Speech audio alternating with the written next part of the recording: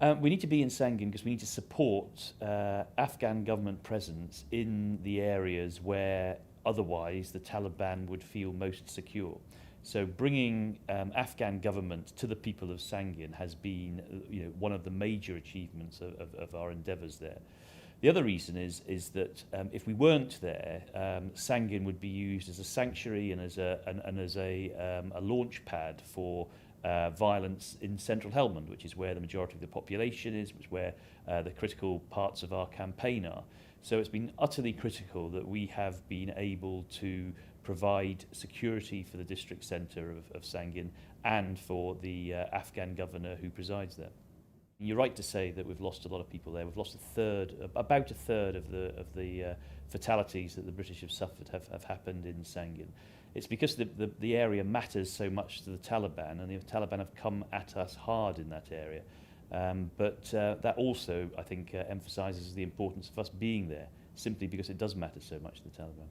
I think the most important piece of progress is the fact that the Afghan flag flies over the district centre. The Afghan government have representation there, and the people of Sangin, both within the secure area but also around the secure area, feel able to come to their government for their desires, their needs, and often to voice their complaints and thoughts.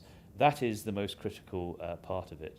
How does it manifest itself? Well, the secure area is also very much the centre of society, not just in Sangin, but also in the outlying districts. The bazaar there is a thriving bazaar and a legitimate bazaar, very different than it was 5 years ago when opium was about the only product on sale and the Taliban very much dominated.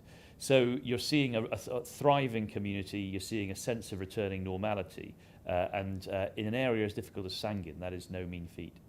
There are now 2/3 of the force in Helmand are US Marines. We're about 10,000 and about a third. And it's important that we align our forces to the population. And what you see now, and Sangin is the last of a series of transfers of responsibility to the Americans, is a situation where you have 3 brigade-sized forces operating, each looking after a broadly equivalent size of the population.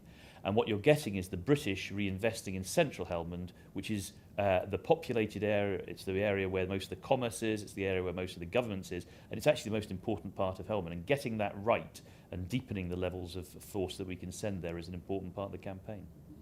I think that everyone who's served there and everyone who's been associated with Sangin over the years should take a great deal of pride in what's been achieved. And I think I've talked a little about some of the more important achievements.